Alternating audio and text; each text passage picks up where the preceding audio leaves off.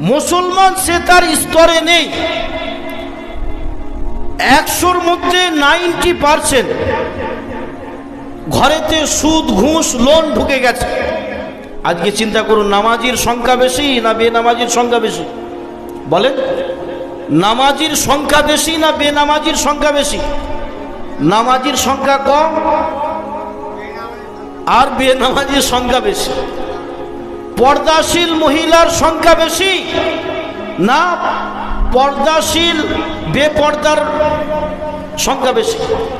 পর্দাশীল মহিলা খুব কম আর বেপর্দা অহরহ। হাটে বাজারে মার্কেটে জলসার বাজারে বেপর্দা হয়ে মুসলমানদের উপরে বাতিল এবং জালিম গালিব হবে না তো কি হবে? আমাদের ক্ষতি আমরা নিজেরা ডেকে এনেছি, আমাদের ক্ষতি আমরা নিজের